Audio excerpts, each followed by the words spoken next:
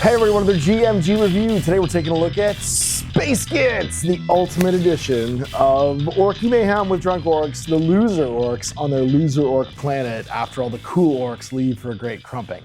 This is done by my friend Mike Hutchinson and Tyler Russo, and they have worked with Till Forrester to make this beautiful full color book, which is now in print and delivered after the crowdfund. So I've also got a copy of the quick start rules right here to check out. But basically, the core MacGuffin of this game is that you're going to stack dice, move your drunk orcs around a 2x2 table, fight. And once everyone's knocked over, the game's over. You count your pieces and you get ready for the next one. Now, this includes also a full leveling up system, rules for including vehicles if you want, injuries, dock treatments. It's a real love letter to classic warband skirmish games involving orcs, like, of course, Gorka Morka. And I would say this definitely succeeds in the tone of, irreverent humor. In fact, the painting guide is inspired. It might be my favorite thing I've seen in a book in the last little while, as it definitely replicates the 1, 2, 3 heavy metal painting guides of the 1990s, of which Gorka Morka was one. So, basic story here. A great war fleet of interstellar Hulk ships depart from the planet Crunge to terrorize the rest of the Vlarg system and bring home the spoils of war. With the strongest and most brutish orcs gone, the spineless Gips that remain run amok in the mega city of Nork, tearing the city to pieces in a drunken orgy of rioting, looting, and partying. When the warriors return exhausted from their conquest, what will they find? A destroyed city, more likely than not. The Gits Mike wrote the rules and did the game design layout. Howard did the photography. Till did the illustration, and Glenn Ford did editing and stress testing to play the game. And it was soundtracked by Primus Melvins, No Means No, Rob Zombie, and Andrew WK. That is Andrew WK is the closest thing to a living orc musician that we have. Although Tyler, the creator, is up there. He's more of a goblin, though. As is like, let's say, Lil Wayne. He's a goblin as well. I would say maybe Killer Mike is up there. I could throw some musical recommendations in here for Space Gits. Regardless, the illustrations, info cover are fantastic. And the game itself is exactly what you would want a game like this to be. It does have a core balancing principle. You bring 5 orcs to the party, no matter what. Those orcs can be leveled up. They can also gain an attitude. If you have an attitude, it means that your dice tower can climb higher before you fall down, knocking it over. And that is kind of the main gimmick of this game. Let's talk about the codes. When running this game, I was thinking about these things. Drunk Space Orcs, physicality and dexterity not thinking, because you're trying to move your dice tower around. Orcs are belligerent and not ill-behaved. Random movement that doesn't suck. Fighting should be a macho bluffing game and multiplayer party game. So think of this a little bit like the orc version of Gaslands, right? Like, we're looking at this game as a game in which you are playing the game physically, a lot like Gaslands, with guessing and laying down templates. In this one, it's the movement system is the scoot dice system. So what I'll do is I'll have a 2x2 playing area. I'll throw dice down, and I get to move the number of inches rolled on the dice towards this dice. So let's say my miniature is here. If I rolled those dice, I'd be able to move 1 inch towards this dice, then 2 inches towards this dice, then 5 inches towards that die as I kind of go towards the scatter. So dexterity for movement, and then fighting is a bluffing game of thump, push, and pinch.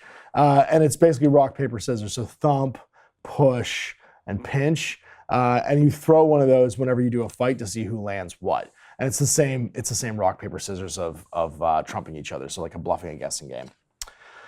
Your code should be that you are drunk-ass Space Orcs. You play fast and ugly, touch it and move it, and accidents will happen. And that is the other core mechanic, is you're going to stack dice on each other whenever you move a model around, and those dice have to stay with the miniature. It is only fair that everyone uses the same dice. Like I have bigger square dice here. They're a little bit easier to move around before I knock them over. If you're using smaller dice, obviously, it can be harder. And when you move your miniature, you got to be able to put the dice next to them and then move those dice around with the guys. So again, neoprene gaming mats can be real handy here because they're going to keep you from having your models knock over because of friction. Okay, then the rule Carnage. These rules barely hang together. If a rule is unclear, the result of the most carnage and chaos should be the thing that you decide you're going to do. So to play, you'll need around 5 Space Orc miniatures, a smallish area of tabletop, really 2 to 3 feet. Fill it up with terrain, including some exploding barrels because they're great. You'll need some dice, including a buttload of D6s and at least 2 sets of funny-shaped RPG dice. You'll need 2 dozen or so bottle caps or random tokens, coins, or empty 25 or 32 ml bases, but beer caps work great. You'll need a tape measure because it's a miniature game. I actually prefer using a short wooden school ruler where I can lay it down on the tabletop, so like some measuring gauge. Available from Death Ray Designs with a cool GMG logo on it. You can pre-measure at any time, but it won't fucking help you. It's one of my favorite lines in this book because again, you're randomly moving your miniature whenever you move. And then my pedagogical method. Space GITS doesn't play like any other miniature game. Often that claim is hollow marketing BS, but in this case I feel it's justified. However, that novelty means I have to work extra hard to explain a bunch of really weird looking rules to you. Explaining a miniature game is hard enough at the best of times. I never know what order to explain things in, when to dive into microscopic detail, and when to just give you the basic sweep. If I put all the cool little detailed extra rules and edge cases in the same place when I explain the basic rules, I risk overwhelming you with crap that isn't necessary for you to for your first game and losing you. But if I move that stuff to somewhere else, you'll be flipping around during the later games. Trying to find out that one damn rule you're certain to read elsewhere. I'm going to explain the game to you twice. First, in a set of quick start rules right here, right, this guy right here, which is all you need, and then more as I fully explain the core rules. It is to pad out the page count and maximize the chance of rules contradictions. In the case of fire, the core rules are gospel. Still, if you're stuck, use the rule of Carnage. And in this book, you also find the rules for Gather Your Gits, plenty of guns and gear, and a whole section on vehicles because they work slightly differently to foot-propelled Gits. There's a bunch of campaign system stuff for improving your gangs, and then a bunch of factions you can theme your gangs around, and a quick reference section at the end. And then let's get on with it. Love, Mike. So this is a reprint of these quick start rules. So if you look right here, this is exactly the same stuff. The core mechanics of the game boil down into these 4 pages. And they're real easy to get your brain around. You're going to have a boss and 3 orcs armed with either a pistol and a crude hand weapon or a blaster. Your orcs are toughness 3. That means you got to roll 3+ when you try and hit them with a gun or punch them to damage them. And you roll 3d6 scoot dice. That's these dice you're going to move with. Clear a 2x2 play area and then drop 6 bottle caps on the play area. Put down 1 in the middle. And then start a timer for 30 minutes. The game ends after 30 minutes. You start having a siren go off because the cops get called. The Space Orc cops. There's some stuff in here that I'm like, I want to know more about this orc society. They have free healthcare. They have all kinds of, they have like an ID card, like a registration card where you can have different like assault infractions. There's also your experience. Man, it's a lot. And then you got your dice tower. In Space GITS, each model has to drag around their own tottering tower of dice. When a model takes damage, and whenever they activate, because they take a swig from their beer, you add dice to the dice tower on top of any dice they already have. So every time you activate a model, their tower gets higher, and you risk knocking over. You have to typically have an activated model to boot another guy in the arse to get them back up. So you can put a boot in, get in contact with a fallen enemy, can put the boot in to take a cap from the fallen Git's boss. The fallen Git may then crawl away up to 2 directions. You can go steal from the guys that are knocked down. And then boot up the arse. Get in contact with a fallen friend can boot them in the arse to get them to stand back up. So basically you have the ability to fix your guys provided that you still have somebody standing when you activate, right? But it's a balancing act of do we get to 30 minutes or all 5 of my guys are knocked down, because as soon as all 5 of my guys are knocked down, I can't get anybody back up and the game ends. So between the dexterity of having to roll the dice to see where you move, the dexterity of having to move your guys around, because every time you do and every time you activate them, they stress up, right, and can potentially fall down. And the timer happening, you have all of this stuff working to end the game, and then you're trying to steal as much money as possible too. Whenever you activate a model, they can shoot, shoot, and boot. That means you can either fight in melee, shoot your gun, or move. You can do 2 of those things in any order that you want. And then finally take a swig, which is you roll your d6 and add it to the dice power. Which is actually you just pile up, you don't even roll them. So like I said, scooting, that's your move. You roll your dice anywhere on the table and you move them that distance towards them. You have to use all of your scoot dice. So no matter what happens, you have to do it. If you bump into one of my orcs, a fight breaks out and your activation's over. So basically you have to move your whole scoot unless you can touch something, in which case you get into a fight. When an orc takes damage, each point of damage you receive, your opponent gives you d6 and you add that to your dice tower as well. That means the next time that they activate, they might fall over. And then loot, loot, loot. If you bump into a bottle cap while moving, you can stop and pick it up. But basically, it's a little bit more complicated than that, but that's exactly how it works for basic game terms. And then finally, fighting. When 2 models fight their bosses, count 3, 2, 1, and then throw either a thump, a shove, or a pinch, right? So rock, paper, scissors. Thump is beat by shove. If you thump somebody, choose which fighting weapons you're going to use, and then use all your thump dice to do a big damage with each dice that equals or beats the other model's toughness, and weak damage with others. Shove, you can push the other guy back 3 inches unless the other guy threw pinch. The shove to get is moved by its boss along with their tower, and then you push them directly away from their opponent so you could knock their tower over, knock them out. So like, while the thump does damage, if you don't have a lot of dice, like if the guy has 1 die on him, you want to do the thump, try and add dice to him and stack up his tower. If you push him, you do it when they've already got dice, and the potential is they fall over because they could just be so out of it that they pass out. And then finally, pinch. Pinch a bottle cap from the other bottle's boss unless the other boss already threw a punch, in which case the punch beats it. And once it is resolved, if the 2 models are still in contact and they are both still standing, they fight again until they are separated or one falls. So you keep on scrapping until somebody falls over, like with a push, or you are, actually that's really it. Push would be the thing that would knock you over. Or when you place your dice, you knock your dice tower over too from thumps. So any of those could end it. And then tip to remember the throws. A flat out shove beats the closed fit. It's rock, paper, scissors.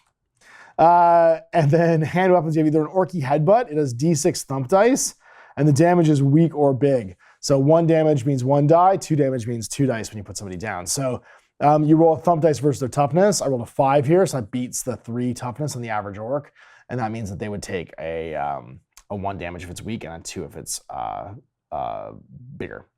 If it beats the other model's toughness, and weak damage with others. So basically, yeah, you're trying to equal or beat their toughness. If you roll under it, you still do weak. So no matter if you hit them, you do something all the time. And then ending the game, the sound of the police. Bruh, bruh, that's the sound of the police. When the 30-minute timer is up, grab 2d6 siren dice. From now on, before each activation, the boss who is about to activate a model rolls a d6 and adds a siren to the siren dice and then rolls them all. If they roll any triples, the game ends. So basically, every turn after the 30 minutes goes up, you add a dice. Once you get to 3, you can roll triples, and then the game's over. If everybody's knocked out, the game ends, and then a wiener is you. The boss who got the most bottle caps wins the game. In the case of a tie, the tied bosses have a build-up. You get 10 seconds to stack the tallest dice tower. The boss with the tallest dice tower after 10 seconds wins the build-off and wins the game. Shooting is a lot like fighting, except you roll your bullet dice. So you have a range to shoot at, you roll bullet dice, and every time you beat their toughness, you do damage. Sorry, equal is weak, and then equal or greater is big, and then under their toughness is weak. You're basically always able to do some damage. And then we got orcs, bullorcs, goblins, runts, gnawballs, and clankbots are different classes. When you first play the game, just play with orcs. Bullorcs are strong. They can hold 200 weapons in one hand. If you want a particularly beefy orc in your gang, they cost 7 caps and have a special rule. Goblins only cost 4, but they're downtrodden. You can't buy this get any weapon or fancy gear that costs more than a cap. They're lightweight. When this get takes a swig, add an extra dice because they're not good at drinking. And then numerous, the first get you deploy with this rule doesn't count towards your 5 maximum models. So you can have a grot or a goblin on top of your orcs. And then runts. These are snotlings. Smaller even than goblins, one of these tiny green menaces costs you 4 caps. They have these rubbish special rules. They're animals. You cannot give them weapons or fancy gear. They're an eager helper. After a friendly get receives a scoot die that's within 6 of this get, they may also scoot and use the scoot die before it's discarded. And then numerous, the first one you deploy doesn't count against your 5 maximum models. And then puny, when you add a die that gets tower, add an extra dice. No, this extra dice doesn't recur infinitely. And then gnawballs, these are like your whatchamacallits, your what are they called? Squigs. Again, they're animals, they're numerous, they don't count, and then rigged. If this gnawball has explosives modeled onto them, they are rigged, and if they fall over, they explode with 7 inches. The rule for explosions come a little bit later, remove them from the play. They count as fallen at the end of the game. And then a clank bot, whether one of these lift a load of suits they use in the spaceports or docks, they're strong. They have the ability to hold things in 2-handed weapons in one hand. They cost 10 caps. And then finally, you have your ID card, which has your move, your headbutt, and your attitude on it. And your ID card will also have on its other side all of your offenses that you've performed that were equal your experience. You can spend offenses to try and level up your attitude. In the game, you're a boss, you lead a gang. When you play, you can activate one of your models. The next boss is the same. So this is now the core rules. There's our little 2-foot Motorhead beer and is that Headbangers? Hazebangers ball? I'm not sure what that says. Whoever last finished the drink is the big boss. They get to go first. And then this is like our big explanation of the quick start rules, how the dice tower works, tumbling dice. If any of the dice off against tower at any point for any reason fall over, then they're discarded. If a boss causes their own tower to fall over, then the git falls over. If a boss causes anyone else's tower to fall through clumsiness or deliberate sabotage, they get a moment of clarity. Any tower dice that were dislodged or discarded, they basically remain standing and they lose them. So like, if you knock over some of your opponent's dice, it's good for them because they lose those dice from their pile. If you knock over your own, it's bad and you fall down. Straight dice. If a rolled die causes a tower to fall, the boss that rolled the dice has knocked that tower over. So the straight dice count as you rolling them. If a straight die from a tumbling tower causing the tower to fall, that boss that caused the initial cascade is the one that knocked that tower over too. So if you knock over a tower that knocks over somebody else's tower, the originator of the first tower knocking over is the person who's responsible. Rolling for damage, that lets you stack dice, how you take a swig, how you put the boots in. We already talked about all this, shooting, scooting, and looting. Slightly different stuff for looting. When you take the loot action, you pick up bottle caps that you are touching, any other ones that are touching those ones, add the caps to your stash, and the boss gets it. If you were in the middle of scooting, that scoot die is discarded, but you can move again if you have more scoot dice to resolve. So basically, if I'm moving, I roll my move dice, and my bottle cap is here, I could move, or here, I could move, well, yeah, here's fine. I move the 6 inches, but I wouldn't move the whole way. I would discard the rest of that dice. Then I would move the 4 inches, then I'd move the 6 inches again. So you stop and pick it up basically during that movement. And it's a fast action, so it doesn't take up any of your additional actions for the turn. The table edge, if you somehow manage to move a git into contact with the table edge, given the way that scoot dice are landing, they immediately come to a stop. Any dice over the edge are lost. They're probably a gamey exploit there, just don't make it intentional, right? So don't throw stuff off the table on purpose. And we have our fighting rules. Oh, explode. When something explodes X, every model within 3 inches of it suffers an attack, and you roll D6 attack dice against each of them. They do 1-2 damage each because there's D6 attack dice, and any exploding barrels within 3 also explode because you're gonna get chain reactions that happen. There's some rules for cover and stuff too, how you miss and hit. To shoot, choose which of your shooting weapons are firing and roll all the bullet dice into the play area. Roll them properly, don't just plop them on the table, and roll them all at once. Each bullet travels from the shooting model in a straight line of fire directly towards, and the bullet dice, number of inches to the gun's range, hitting the first thing that's passed. So when you're not using the quick start rules, you're doing a lot like the scoot dice, making a dexterity test to see how this happens. If the thing that hit the model, friend or foe, compare the roll to the bullet dice to the toughness of the model. If the rolled value of the beats the toughness, the other one suffers big damage. If it is rolled lower than the model's toughness, it takes weak damage instead. So basically you're rolling around the character you're shooting at to try and hit them. And if they hit cover, obviously they'll stop.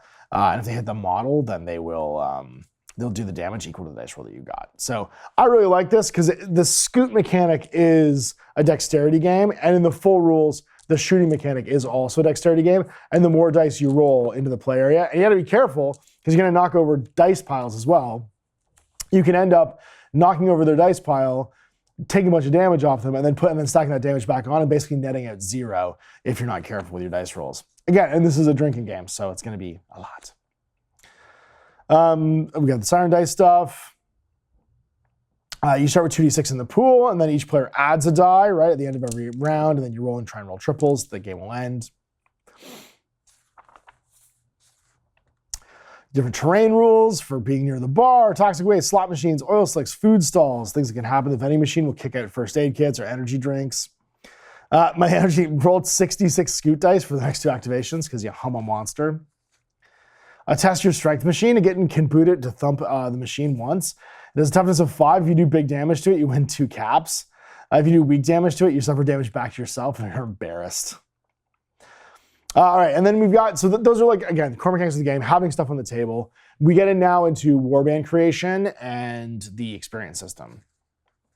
So warband creation, gather your gits. To be a boss, you need a gang. There's 3 ways to build a gang. A la carte, the chef's recommendation, or chaos mode. I love the sound of all of these things. A la carte is you buy them with 25 caps in your stash.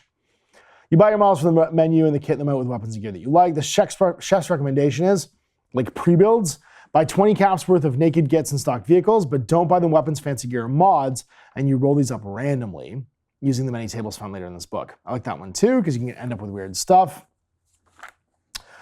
This is kind of my favorite way for if you have a bunch of orc models but you haven't built them yet, do it this way and then kit bash to what you roll, because I think that's a fun way of doing it. If you already have a set, then your a la carte means you can match your models to the rules of the game instead. And then chaos mode, if you want some randomly generated gang, use the random git table to generate some naked gits. After each randomly rolled git, tot up their cost. When you have 21 caps or more of naked gits, stop rolling for new gits. Once you have naked gits, use the chef's recommendation rule for kitting them out with stuff. So basically roll up how many guys you have up to 21 caps. So like that would be snake eyes, I get a runt. Then I get a 6, I get an orc, so now I'm at 9.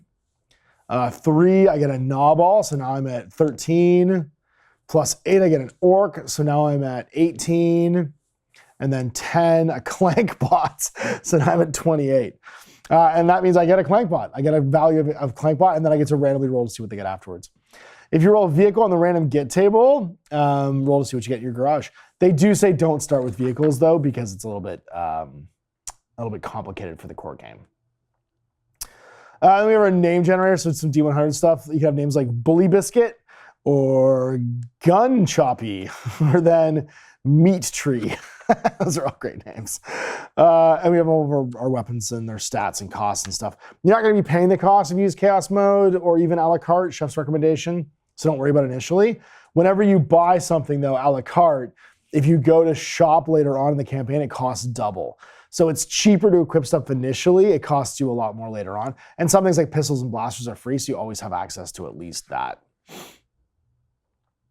So you can get a pistol and a crude hand weapon for free. A blaster is two-handed. So like, it's how much does this cost to hold? And that's why you can't have massive bloodsaws or mechanical fists unless you're in a clanker, because the clanker can hold double-handed weapons for free.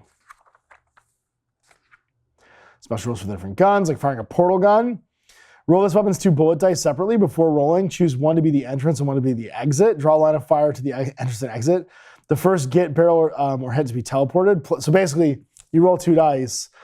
If it touches something, then it comes out over here because you teleport it. Jolts, if you cause big damage to this, they're pushed 3 inches away because you have shoot a lightning gun. And then weird fancy gear like banners, bayonets, beast mounts, so you can ride something. A big hat, bionic legs, bully boots, handcuffs, and all these special rules that take place in the game, but you're not going to worry about that stuff initially. Some lovely Cromlech orcs. I think they're Cromlech, and their vehicles.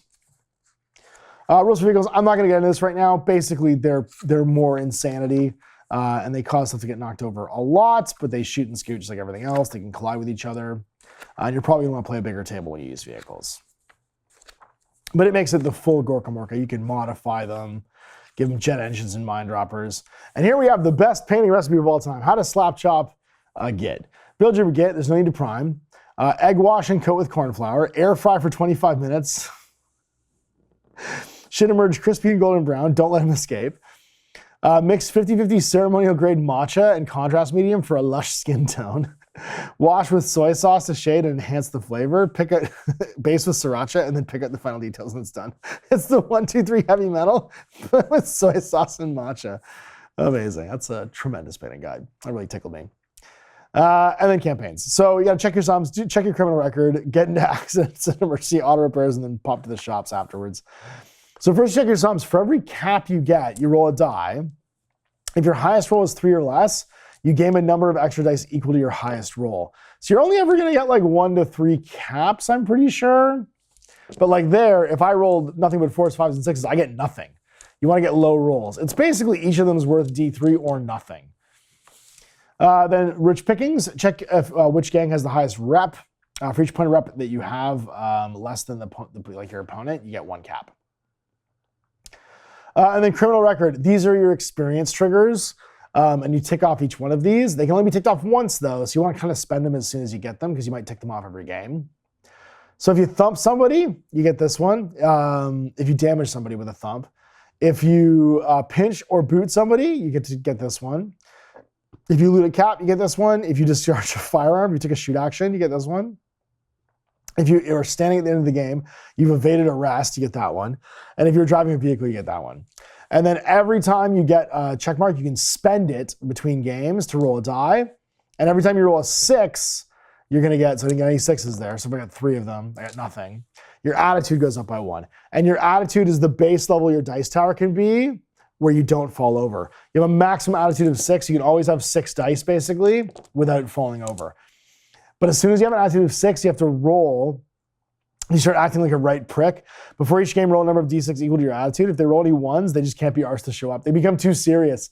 They become good orcs, not shit orcs, and they won't show up. And then accidents and emergency. This is another really fun one. If you are injured, you make an injury roll, and then you might have to go to the docks as well. And if you go to the docks, you have to decide if you're going to use public or private insurance.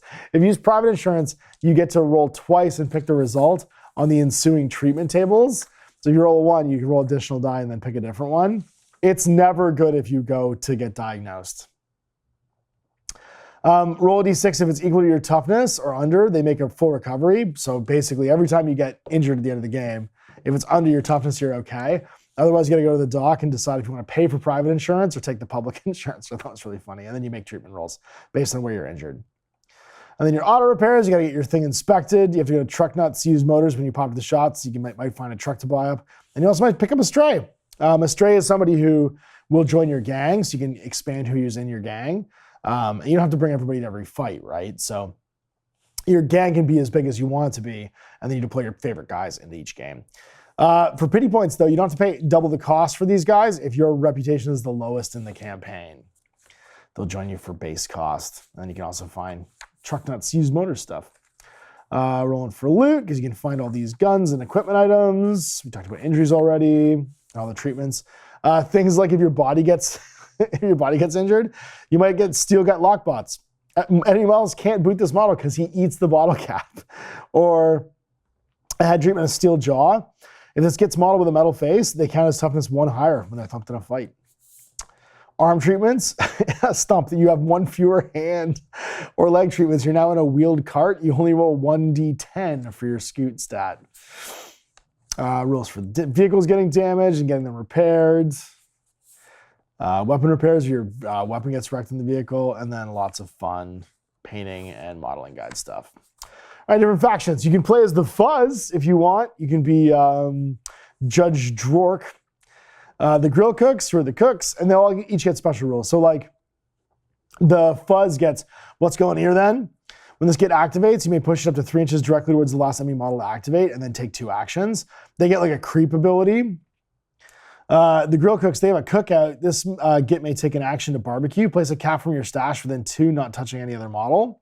Friendly fallen Gits within 3 of it stand up. So you can basically spend your caps to make food for people to stand up to. The Riot Mimes, the City Boys, the Old Boys, they have PTSD because they came back from the war all messed up. The Techno Vikings, because, you know, you gotta have a Techno Viking to point up in the air. They're Berserk, for instance, if this Git ends a scoot dice more than 3 from the enemy model, it's pushed into contact. Basically, you have a 3-inch like bubble around you where you still fight. Git Rock, Bad Docs, the Agitators, right, where your grots. When this Git rolls a natural 6 on a scoot dice, any other friendly standing Gits may take a swig and push 6 inches towards that die. The Green Wing, go for the weak. When an enemy Git within 6 inches falls over, that Git takes a swig to push 3 inches towards the fallen Git.